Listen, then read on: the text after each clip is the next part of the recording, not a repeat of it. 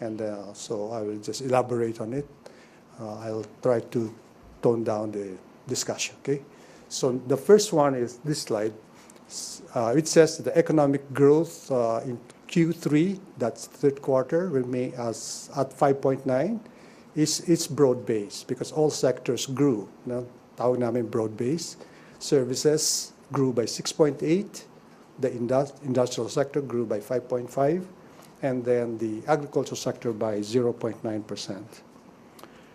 Now, next slide. The economic growth continues to be underpinned by robust domestic demand. This is now on the demand side. No? So yung final consumption, magkano yung demand, magkano yung in-import, magkano export, investment, etc. So that's the second slide. Third slide. Now, if you look at the performance of the Philippines compared to other ASEAN countries, including, we included China here, we're the fastest growing economies in Asia, okay? 5.9, that's the third quarter growth. And then compared to Vietnam's 5.3, Indonesia's 4.9, 4.9 for China, Malaysia 3.3, and Singapore 0.7. Now, if you take the first, please, back. If you take the first three quarters, Q1 to Q3, the Philippines is still the fastest growing. So the average growth rate from the first to second to the third quarter is 5.5, followed by Indonesia, or rather China, 5.2, Indonesia 5.1, and then so forth and so on. So as you can see, if you consider Asia as the fastest growing region in the world, we are the fastest growing economy in the fastest growing region in the world, okay? So next slide. So even the international financial institutions agree. No? In fact, their outlook is that the economy, the Philippine economy, will grow the fastest. No? Globally, the economy will actually slow down. So they're saying that the economy will grow by 3%. The global economy will grow by 3% this year, but it will slow down to 2.9% next year. In the case of the Philippines, they say, the IMF says, 5.3 this year, 6% next year, and so forth and so on. Okay, so you have the ADB, you have the ASEAN +3 macroeconomic office, although there's a headline, I think, some Manila, one of the news daily, it has been adjusted. No? The AMRO growth has been adjusted to 5.6 from 5.9, but still the highest, okay, and so forth. And next slide, please. But if you look at a bigger picture, compare it with the other countries, so you have the growth projection from 2023 to 2024. So the World Bank expects the Philippine economy to outgrow its East Asia and Pacific peers.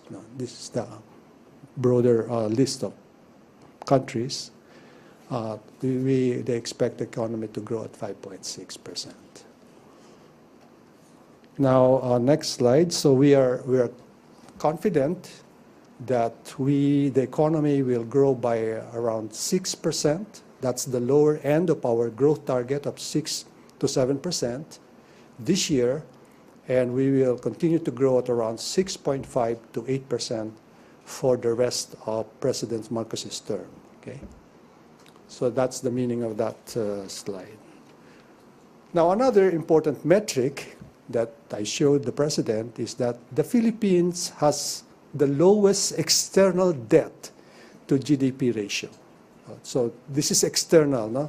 I will show you later yung tinatawag na total debt, which is external plus domestic. So if you notice, the Philippines has an external debt of what? 27.5. Okay, compare that with Indonesia's 30, and then Thailand's 40, and then Malaysia's more than 60%. This supports the view that the Philippines has a relatively strong external position as it is less vulnerable to adverse external shocks. So in case ang problema kasi ng external debt is pag nag-devalue yung currency mo, then you have a bigger problem, right? So in terms of external debt, we don't face adverse external shock. And this is supported by the next slide, please. The investor credit rating. So this is the most recent investor credit ratings from Fitch, JCR, S&P, Moody's, RNI of Japan. Okay. So recently, or just this month, Fitch Ratings affirmed the Philippines BBB rating with stable outlook. BBB that's investment grade. And then this comes on the heels of the rating agency's upgraded outlook on the Philippines from negative to stable in May 2023. Now in August 2023, RNI, a Japanese credit rating agency, affirmed the country's BBB plus rating. So that's and revised its outlook from stable to positive. Okay. So that's as of August 2023.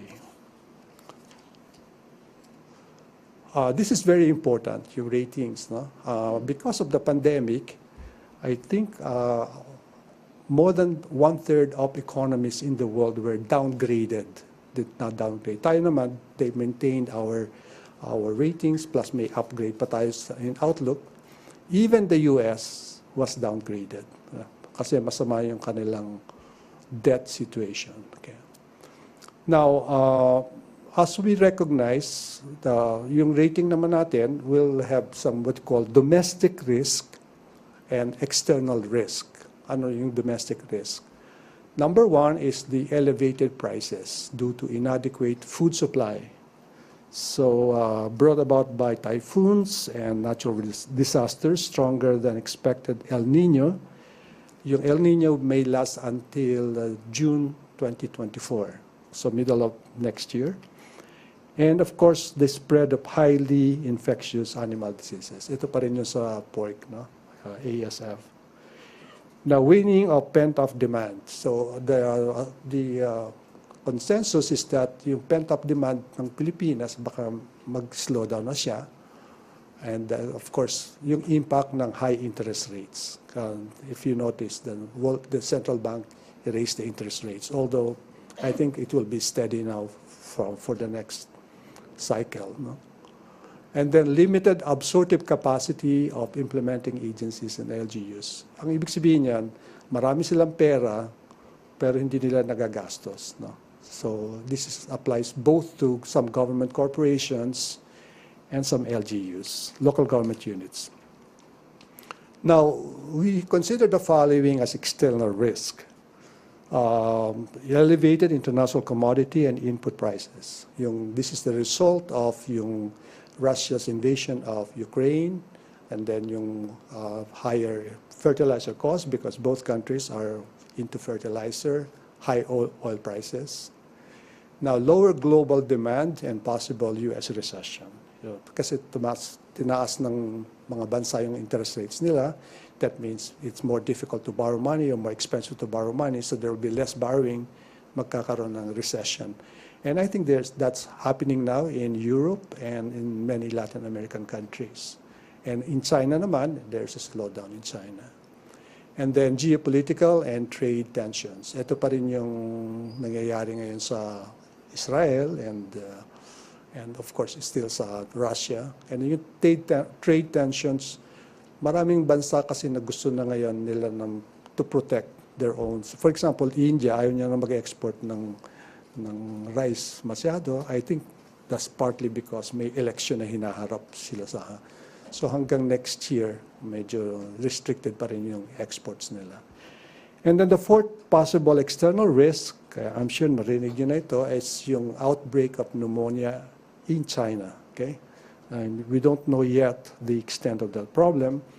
And the other problem in China is the so-called property crisis. Kasi China is kind of decentralized, so yung mga probinsya nila, nagpautang so on properties, and so now they are facing a crisis. Okay. Next slide. So, yung sabi ko, we are still hoping that we will meet the 6% growth. No? And what are we doing to do that? Number one, we should continue our anti-inflation drive. No? Kasi lower inflation means more purchasing power for consumers. And then yung efficient budget execution, na siguro natatandaan ninyo ng second quarter, talagang nag-slow down ang budget implementation, but we were able to recover in the third quarter, and we expect to continue the recovery in the fourth quarter. Navigate external headwinds, so we monitor what's happening in the world, and there's an interagency committee na monitor yung what's happening in the world. Na. And then we have to implement structural reforms. Narinig din ninyo that during the crisis, during the pandemic, we did not wait for the virus to subside. We implemented some structural reforms, like yung PSA. What is the PSA? Public Service Act, where we opened many sectors of the economy, like telco, airports, shipping, toll roads. We opened this up. No? We allowed 100% investment or ownership of those who will invest in these areas. And in addition, we opened up the renewable energy, all types of renewable energy, solar, wind, and so forth and so on. So we want to make sure that we are able to implement them. No? Now, on inflation, as you know, headline inflation eased to 4.9% in October from 6.1% in September. Yung 4.9 is even lower than the forecast of BSP, which is 5.1 to 5.9%, or midpoint 5.5. So we are hoping that November and December the inflation rate will continue to slow down. The forecast of BSP is that inflation will be within the range 2 to 4% by the first quarter of next year, and then slightly it will be around 4% by the second quarter because of the what's called base effect. Because if you compare the April, May, and June inflation last year, medyo mababa. So tawag ng base effect. So baka tumaas ulit, but it will end up midpoint between 2 to 4% by 2024 and 2025. So that means, conclusion, inflation is going to be managed well. It will be within the target range of 2 to 4% for the next 2 years. So next. So ito yung ginagawa namin. This is the so-called Interagency Committee on Inflation and Market Outlook. This is chaired by the Secretary of Finance and the Secretary of NEDA. Okay, so we are implementing these measures to make sure that we are able to mitigate inflation. So what are this? We want to improve the production and fill the domestic supply gap through timely and adequate importation based on ex-ante supply-demand analysis. So we are applying science to anticipate the gap between magkano ba yung kailangan ng ekonomiya at magkano kailangan nating angkatin. No? And so we have to do that in a timely manner so hindi na-apektuhan yung presyo masyado. Kasi in the past, walang science dun sa importation. No? Nag-i-import ka, tapos dadating yung importation mo at the time na nag-harvest naman. So, mali ang timing. So, second, we are going to monitor and assess market developments, including the use of remote sensing technology. So, with the use of the satellite, we can see gaano ba talaga yung nakaplant na corn and rice. So, na-anticipate natin kung magkano yung supply. Now, we will fast-track the response to address the impact of recent typhoons and the implementation of the El Niño Mitigation and Adaptation Plan. And then, of course, protect the vulnerable sector, including the agriculture and transport sectors. Ang importante rito is targeted intervention, targeted subsidy for those who will be affected by the inflation. So these are usually the farmers, the fisher folks, and the transport sector. In other countries, what they apply is what is called generalized subsidy. So what does that mean? For example, kung tumataas yung presyo ng gasolina, they cut the tax. So everybody benefits, rich, poor, middle income. No? Tayo naman, we target. So tumaas, hindi tayo nagkakat ng tax sa fuel, but tina-target natin sino yung mga na-affectuhan. And that is the appropriate approach according to the World Bank and the IMF. So next measure is that we support the extension of the reduced MFN tariff rates for rice, corn, and pork under Executive Order Number 10. We request a timely completion of transmission projects. Ito malaking problema talaga yung grid natin, which is, if I remember right, if you examine your bill, a big part of that is because of the grid, cost ng grid. Hanggang ngayon, hindi pa rin naka-link yung Mindanao at Luzon, Mindanao and Visayas sa grid. Why is that important? Kasi ang Mindanao has excess power. Ang Visayas naman ay deficient power. Kung malink sana yon, then the power of Mindanao can be brought to the Visayas. No? So matagal na problema yan, and so we're requesting the President to use his office to have the timely completion of these projects. And then support energy conservation measures being promoted by the national government. There's a proposal by the DOE on how to conserve energy, and we hope this will be acted upon soon. Next slide. Okay, again, back to the budget execution. Pursue the cuts plan in Q4 2023 and avoid underspending in the first semester of next year. And these are the measures that we want them to do. And kasama na dyan yung tinatawag na early procurement activity. Kasi under the present situation, basta nag-submit ng Presidente ng budget sa Congress, which is around July or August, dapat na pwede nang mag-procure short of award ang mga ahensya so that by January 1st, i-award na lang nila. No? So we are going to implement that. Next. So these are the 197 infrastructure projects that the Marcos administration will implement. Okay? So when Mr. Marcos took over, he inherited many ready-to-implement projects. Okay? That is not like the situation when President Duterte took power from President Aquino. Okay? Kasi it takes a while before you can prepare a project. Merong pre-feasibility, feasibility study, detailed engineering. Sometimes it takes about 2 years to prepare that. So, swerte tayo na nang pumasok sa Presidente, meron ng 197 infrastructure projects. And in fact, in the past, before President Duterte, I look at the numbers and look at infrastructure as a percent of GDP. It was only 2%. Okay, 2%. That's not sustainable, and that's very low compared to our ASEAN neighbors. Kaya pag kinukumpare tayo sa Singapore, Malaysia, Indonesia, parang kawawang-kawawa tayo. Kasi hindi tayo talaga nag-i-invest sa infrastructure. No? Ngayon nakikita naman ninyo, nag-i-invest na tayo, di ba?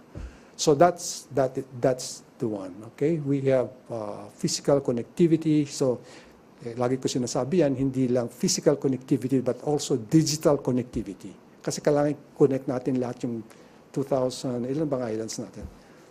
7,200 islands, di ba? Correct. So we have to interconnect all this to make really an economic giant. You know? So yeah, physical connectivity, 121 projects out of 197. But itong Build Better More ni Presidente Marcos has a twist. No? This time, we will use public-private partnership. We will involve the private sector. And so, next slide. Makita mo yun sa next slide. Makita mo yan, no? Out of 197 projects worth 8.7 trillion pesos, yung public-private partnership, there are some 41 projects which are called public-private partnership. So kasi alam naman namin hindi naman kaya ng gobyerno lahat yung 8.7 trillion within that. So we are involving the private sector. And the way to do that is by improving the public-private partnership framework. Next slide, please. Oh, okay. But before that, we go to this debt to GDP ratio. Kasi lagi natin tinitingnan yung ang laki-laki na ng utang ng Pilipinas, no? Ganun. Actually, hindi naman masamang mangutang if you are going to invest it in the right places, no? So kung magpapatayo ka ng mga highways, mga bridges, subway, train, ganyan. Okay naman mangutang. But still, our debt to GDP ratio is manageable. Okay? Ang rule of thumb is if 60% is okay, manageable yun. But in fact, our debt to GDP ratio before the pandemic was only 39.6%. 39.6%. But because of the pandemic, humina yung ekonomiya, tapos kailangan tayong bumili ng mga injections, di ba? Kailangan natin magbigay ng ayuda. So the debt to GDP ratio went up. But it's going down. In fact, the debt to GDP ratio right now is 60.2%. That is lower than the medium-term forecast of 61.2%. So we're managing our debt well. Our debt deficit to GDP ratio, again, as a result of the pandemic, before the pandemic, our deficit to GDP ratio was only 3%. But because because of the pandemic, humina ekonomiya, hindi tayo nakakolekta ng buwis, and then we have to spend a lot of money, so tumaas yan. So, but it's now going down also. Our medium-term forecast is that the deficit to GDP ratio will be around 3% by the end of the president's term. Okay? Next. So ito yung narrowing of the fiscal deficit during the post-pandemic led to stabilization of debt to GDP ratio. So makikita ninyo, we are borrowing more domestically, yung blue, yung dark blue versus yung light blue, which is foreign. Okay? Sinadya namin yan. That's really a strategy because we don't want to borrow heavily from abroad. Kasi yan nga, the risk, yung tinatawag na foreign exchange risk.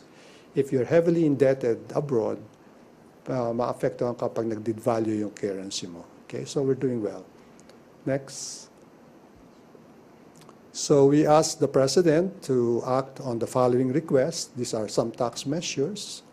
VAT on digital services, excise tax on single-use plastics. This is for climate change proposal. Ito namang VAT on digital services. This is based on fairness. No? Kasi kung bibili ka sa brick and mortar store or regular store, nagbabayad ka ng VAT, bakit hindi ka naman magbayad sa digital service? So next, so we requested also the President to encourage local government units to expand its revenue sources and boost spending to support local and national growth. So ang message dito is that it's really an all-of-government approach. No? Hindi lang national government ang magkagastos, but also the corporations, government corporations, including GSIS and SSS, but also the local governments. Kasi ang situation ng local governments ngayon is they are in a surplus position. Surplus sila. Ang national government deficit. So bakit naman LGUs continue to be dependent on the national transfers despite its broad powers to raise sources of revenue? Lagi silang nakaasa sa sa transfer from the national government, and hindi nila ang tawag namin law absorptive capacity to improve the quality of public goods and services that they are supposed to deliver. So, kumbaga, sinasabi natin sa LGUs, bilis-bilisan naman yung paggastos ng pera. Okay? Next, so these are the proactive responses to external developments, so yung RCEP, etc., etc. So, more free trade agreements, etc. Next. And then, ito na yung sinasabi ko na yung public-private partnership. Di pala, ano ito, mga amendments by the implementation of structural reforms. These are the structural reforms that we implemented at the height of the crisis. Okay. All right, next. All right, so we've been meeting with, so we have, pinagmamalaki ko ito lagi, na during the height of the crisis, we didn't sit idly by and wait for the virus to subside. No? We did our homework. So we did some of these reforms, but ang tanong natin, so na-reform natin to, nariyan ng batas, na-implement pa siya. So it turned out na some of them are not yet being implemented kasi kailangan pa ng IRR ng mga individual units. So parang, teka muna, pinagmamalaki ko ito, hindi pa pala gumagalaw. So ngayon, gumagalaw na siya. Okay. Next. All right. So let me go back, wala dito sa slide eh. Yung sa public-private partnership, makaramihan doon, about 1/3 of the 197 projects are actually to be implemented through public-private partnership. And mabilis ng proseso ngayon. And in fact, we just passed a new law, Public-Private Partnership Code, na mas magpapabilis pa ng implementation nun.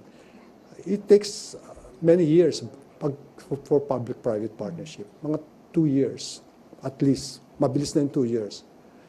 Pero there are some projects under this administration na we were able to implement rather quickly. For example, yung Ninoy Aquino International Airport. We were able to do that in 11 weeks. Okay? So bubuksan na yung bid niyan by December, and then mababago na natin yung Ninoy Aquino International Airport. There's another project which we are able to complete within 7 weeks, yung extension ng T-Plex, yung mga papuntang Baguio, di ba? Meron kang SCTEX, and T-Plex, i-extend yun hanggang Laon yun. Yan, that was completed in 7 weeks. So mabilis na ngayon talaga yung public-private partnership, and we hope to implement those hand-in-hand with the other projects. So I'll stop here. Okay. Thank you so much, Secretary Diokno, for presenting the current state of the Philippine economy, which looks very optimistic under the Marcos administration. Are there any questions? Okay, let's start with Eden. Eden Santos, Net 25. Secretary, thank you po sa inyong briefing. Doon lang po ako sa mas malapit sa sikmura ng ating mga kabayan. Ano po yung aasahan ng mga Pilipino sakaling matamo po yung target na 2 to 4% na inflation na binabanggit po ninyo? Paano po ito mararamdaman? Kasi sa ngayon ay patuloy pa rin mataas yung presyo ng mga bilihin at may panukala pa nga po na gawing per kilo ang itlog. Ano po yung mararamdaman ng ating mga kababayan kapag natamo natin yung 2 to 4% na inflation rate? Unang-unang, wala dito sa deck kasi yung employment situation natin really is also very bright. No? Ang unemployment natin ngayon at the moment is 4.5%. No? Mababa na yun compared sa other years. And in fact, it's lower than what is in the medium-term public program, medium-term economic program ni Presidente. Kasi. So, and also the quality of employment has improved. No? Yung dati na tinatawag na underemployment rate, ano bang ibig sabihin ng underemployment rate? Ang underemployment, ang ibig sabihin nun, may trabaho ka na, pero tatanungin ka, are you looking for a better job? Pag sinabi mong yes, underemployed ka. that used to be 26%. Ngayon, lowest ever, 10.4%. So gumanda na yung employment situation. Diyan ang makakatulong sa mga kababayan natin. Kung may trabaho ka, hindi mo na masyadong mapapansin yung 2 to 4% na inflation. Di ba? Kasi may trabaho ka naman eh. Di ba? Sir, are we expecting po na malalagdaan ni PBBM yung 2024 national budget bago po yung trip niya sa Japan? Kailan ba trip niya sa Japan? December 16, 15, 16. Malamang. Kasi I was talking to the liaison officer to na-approve na kasi yung budget eh. So they will go into conference committee by December 1st. And so there's enough time bago umalis si Presidente. Okay, thank you. Thank you po. Maricel, did you have a question? Maricel Halili, TV5. Hi, sir. Magandang umaga po. Sir, just a clarification. What was the reaction of the President when you requested him to certify as urgent yung 4 na bills natin for the, para sa revenue? Wala naman siyang specific reaction doon sa mga tax measures na nabanggit ko. May reaction siya doon sa LGUs, mga ganun. So, in general, okay naman yung report. It's like a brief on the state of the economy. So, I'm not expecting the President to have specific reaction to. But how should we interpret this, sir? Will he certify these measures as urgent? That you have to ask the President that. Not, I don't have the power to certify. Okay? Ivan Mayrina, Thank you, GMA Marcel. 7. Secretary, the first full year of the Marcos administration is about to come to a close. How are we doing in terms of ensuring that the investment pledges actually translate, from the foreign trips, sir, that investment pledges actually translate to actual investments and creates actual jobs? Perhaps you can give us an example, sir, kung ano yung nag-materialize na pinaka-significant. Actually, my job is at the macro level. Ang talagang specific investment will be coming from DTI and Board of Investments. And I understand there are a lot of interest. In fact, they are coming here and talking to the right people. In fact, yung mga Saudi naman, nung sabi nila, dalhin nyo na rito yung tao na gusto namin makausap and then specify yung mga projects. So there's a lot of interest. No? Hindi naman mangyayari yan within 1 year, ganun, di ba? Okay? So, but in fact, yung datos ng BOI, I think will show na there's a lot of investments going on. Okay? Follow up. There's an upcoming trip this week, sir, and you said you're going to be part of the delegation. Ano ho ang magiging mission natin dito sa trip na ito? I know it's a climate change forum, but as Finance Secretary, are there specific goals that you have set for this particular trip? Yung, I think, mas interesado tayo dun sa yung tinatawag na damage and loss activity, provision ng, kasi yan, matagal na yung pinag-uusapan yan, 15 years na yung COP na yan, and it was first brought up in 2017, I understand. And then it was also touched upon last COP17. So mas doon tayo interesado na kasi tayo is one of the most vulnerable countries.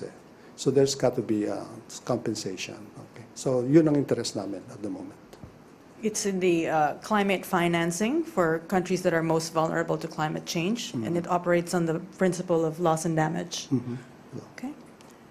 I think Jean Mangaluz. Good morning, Sec. Can you explain why LGUs are not spending as much as they should? Have you identified which LGUs have low spending? That has always been the problem, no? Ever since I can remember, the LGUs are in surplus position, whereas the national government is in a deficit position. And nung time namin, I think one of the reasons is that LGUs by nature, or LGU officials by nature are kind of shy to invest in some projects. No? Kasi they can, in fact, LGUs can borrow money but they're not borrowing money. And ang reason nila is yung term of office nila is 3 years, no? So you spend 1 year preparing your feasibility study, etc. Tapos ipipresent mo yun sa banko, year 2, So tatakbo na naman siya ng re-election. Wala pa siyang napapakita pero may utang siya. So yun baka magaganong issue. No? Secondly, there are some LGU officials na hindi talaga, they are not inclined to invest in some activities. No? So yun. And then there's also problem in hiring. Sabi nila, we need people to run some activities but it's hard to attract them. No? So yun ang mga sinasabi nilang rason. Okay? So in response, I think we are going to tap the Development Academy of the Philippines and the local government academy to train people who may actually be instrumental in investing in some local government activities. Okay. Okay, Kyle Atienza. Hello, sir. Good morning. This is Kyle Chance of Business World. Sir, there are initiatives from many companies, including those that are based in the U.S., to decouple their global supply chains, sir, from China. India and Vietnam have emerged as early winners in this supply chain shift, sir. Has the Philippines benefited from this, and how do we plan to? Yeah, maraming ganon. I think they have chosen Vietnam and Indonesia. And siguro makakasama tayo doon sa grupo na yan. Ang grupo na yan tawag namin VIP. No? Vietnam, Indonesia, and the Philippines. No? So in my last trip to San Francisco, there's a funding agency, national government, and they said we're very much interested in the Philippines. Kasi nag-invest na sila sa Vietnam at saka sa Indonesia. And we gave them that list, yung 197 priority projects, and gave them the list. And in fact, dadating na yung isa doon, he will come here sometime in December to really scout anong investment opportunities sa Pilipinas. Okay? Follow-up questions. How does the Philippines, sir, plan to play a bigger role, sir, in the U.S. Semiconductor value chain? Okay, siguro tanungin niyo si Secretary Pascual, yung mga ganyan. Mga very specific industry groups, si Secretary Pascual. So, Okay. Pia Gutierrez, ABS-CBN. Sir, follow-up lang dun sa LGUs. Ano po yung mga nakikita nyo other possible revenue sources that LGUs can tap into, considering yung mga challenges nga po na nabanggit ninyo kanina, like the very short term of office of local government officials? ang talagang bread and butter ng LGUs is yung real property tax. No? And if you're a politician, you're not inclined to adjust the real property tax, hindi ba? Kasi maybe you don't want to tax yourself, baka you own half of the town, di ba? So, but now, with the new law, yung valuation will now be done through the Department of Finance, hindi na by the local government. So every 3 years, i-adjust namin yung valuation. So I think that will help increase the revenue yield of LGUs. Okay? Kasi ang current practice ngayon is they pass an ordinance adjusting the real property tax. Siyempre walang gumagalaw nun, walang gumagawa nun. Sir, Meron naman pero may resistance in general na i-adjust. Diba? Now with the new law, we will just adjust the zonal value of real property in that place and automatic na yan. On another topic, sir, can you react on the appointment of Rafael Consing as President and CEO of the Maharlika Investment Corporation, since his appointment was marred with issues such as yung alleged revision daw po ng IRR to accommodate him and his previously dismissed cases? That has been adequately explained. No? It's not for me to react to the appointment. Okay. Okay. Sam Medanilia, Business Mirror. Good morning, sir. What would be the drivers to reach the lower end of 6% full-year GDP growth, since think tanks are saying we will not be able to hit it? FMIC is forecasting 5.8, while AMRO is 5.6%. Yung pinakita kong slide, yung we are, yung makeup,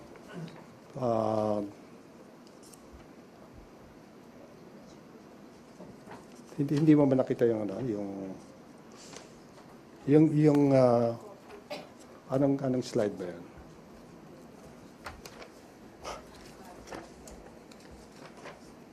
There's a series of slides I showed, no? That's how we hope to.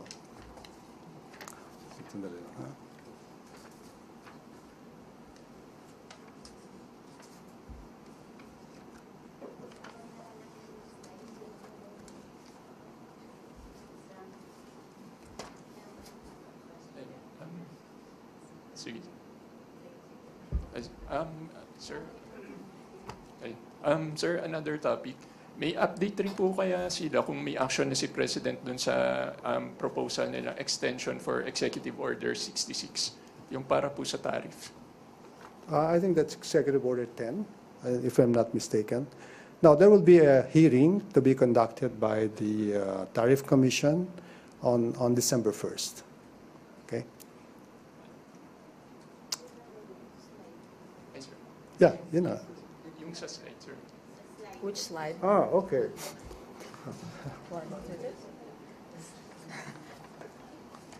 Parang nawawala yung slide eh. Binawasan niyo bang slide ko? Efficient budget execution. Hindi yan eh. Next. Sige, i-run mo na lang. Run it. Next slide. Hindi eh. Skip. Oh, is that one? Oh, and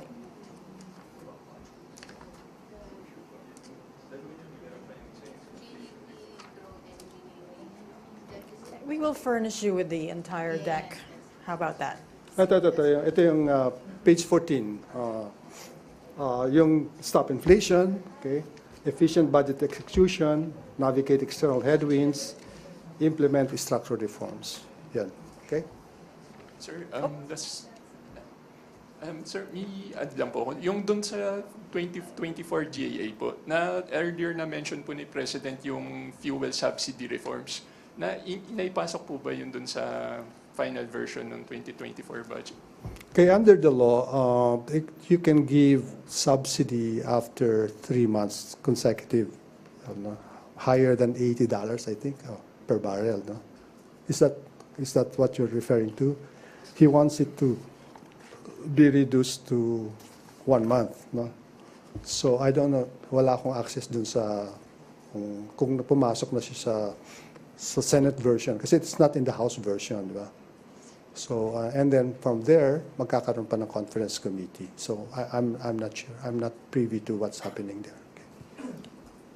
Okay, Alexis Romero, Philippine Star.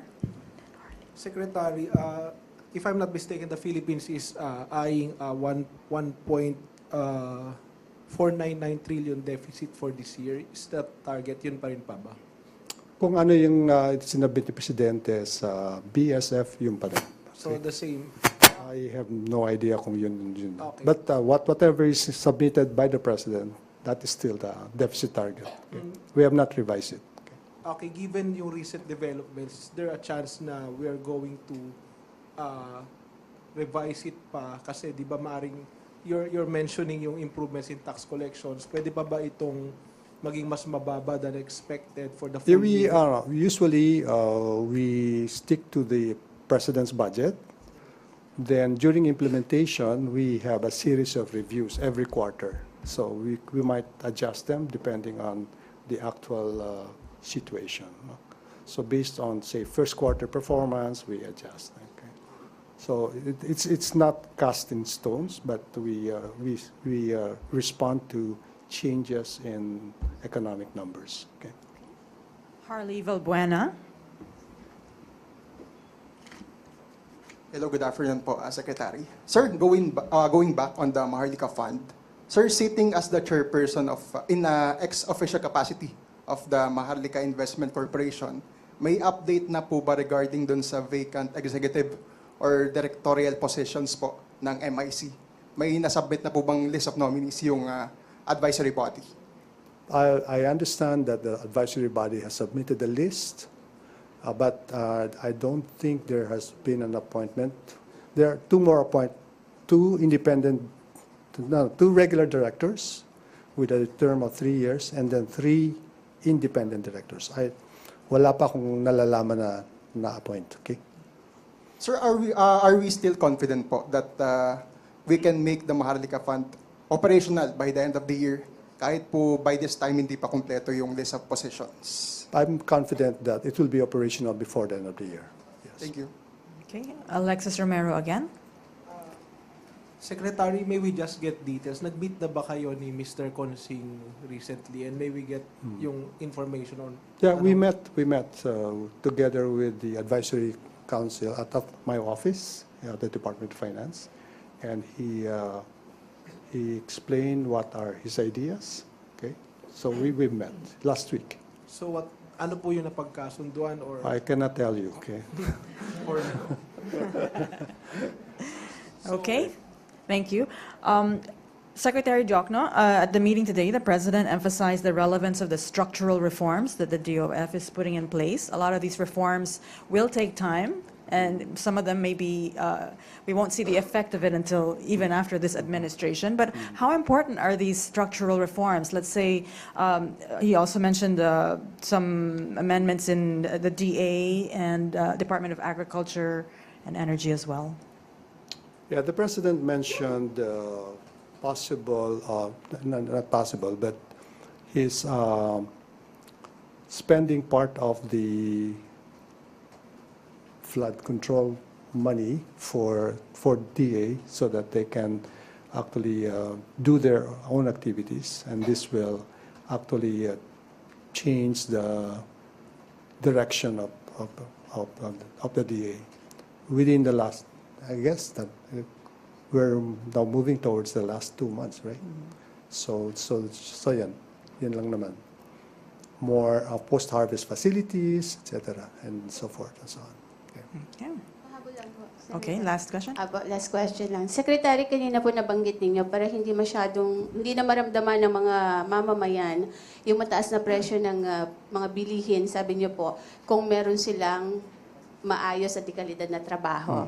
Pero kailan po kaya yun magiging totoo? Ngayon po ay hinaing ng mga manggagawa ay yung pong mababang sahod. Ang sabi po niya dapat ang entry daw or yung pinaka-minimum ay 33,000 pesos a month para lang po ito masabing living wage o yung nakabubuhay na sahod. Ano po yung take ninyo dito? Yung employment is happening right now. Sabi ko nga, that's based on the most recent data, yung 4.5%. So, and even the so-called labor force participation rate, ang taas. Kasi it's around 65%. No? And in other words, marami talagang gusto mag-join ng labor force and they are able to find jobs. No? Pero yung sweldo po kasi ang sinasabi nilang hindi pasok dun sa tinatawag na living wage. Dapat daw po 33,000 a month ang sasahurin para lang magkaroon ng maayos na buhay at pamumuhay yung isang pamilya na may 5 miyembro po. Dapat binabalansin mo rin yung concern ng mga industrialists at saka yung mga workers, di ba? Baka naman hindi affordable sa mga industrialists yung, baka kailangan magsara nila para lang maka-accommodate sila ng ganong klaseng sweldo, di ba? Wala po bang kasamang wage increase sa 2024 national budget kung nabigyan po yung sa social services, pabahay, ang dagdag sahod po ba hindi nabigyan? I think continuous naman yung review ng wage board for the salary increase. In fact, I think except for 1 or 2 regions, nabigyan nila ng salary increase yung mga workers. Okay, Alexis Romero. Secretary, just asking for update dun sa free note nating sukuk bonds. How much was raised po dun sa kasi hindi pa sa nare-raise actually. We will raise it maybe middle of December. Okay, so in-announce pa lang yan. Okay, ka-announce pa lang. It will be ang preference namin is ang maturity niya is 5.5 years rather than 5 years. Walang target amount for...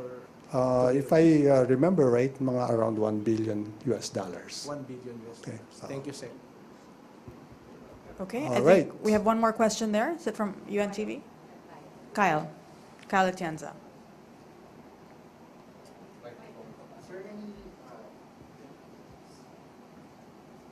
Sir, a bill seeking to amend the CREATE Act has already been filed at the House, sir.